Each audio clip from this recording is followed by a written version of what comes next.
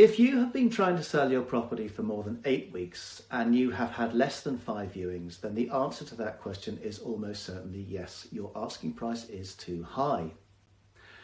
In the last 4 days, I have had 2 conversations with vendors who are currently on the market and have had dismal viewing figures. Both properties are listed on the main portals and both have decent photos and a professionally done floor plan, so there's no problem with the way they are marketing their property.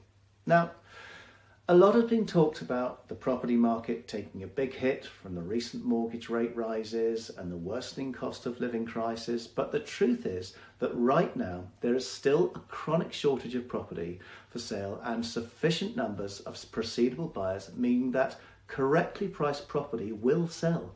But that's the key, only if it is priced correctly. Now, I've taken a forensic approach with both of these vendors, and the conclusion, in my opinion, is that the asking prices of both are too high. It's not rocket science. The circumstances are all too familiar in that both vendors initially instructed several agents quite rightly to give quotes, and predictably both vendors went with the highest figures. People do. It's human nature.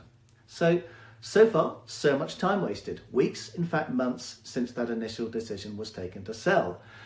And what happens now?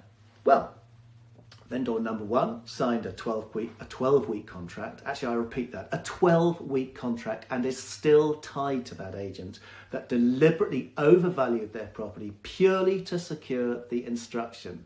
So they will stay with that agent and reduce the price for a 3rd time.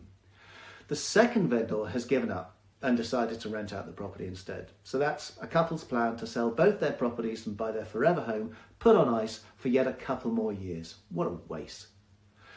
Interestingly, I asked both vendors the same question, and that question was, if all the agents' quotations had all been at the lower end of the prices quoted, would you have been happy with that figure and still put your home on the market at that figure? And you know what? The somewhat surprising answer was yes, but not yes now. And why?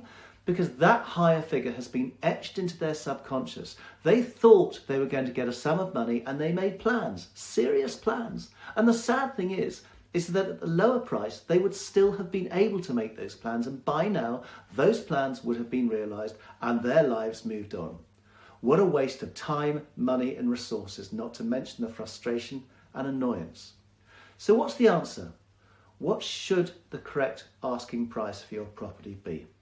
Well, it's simple. Call me and I'll tell you.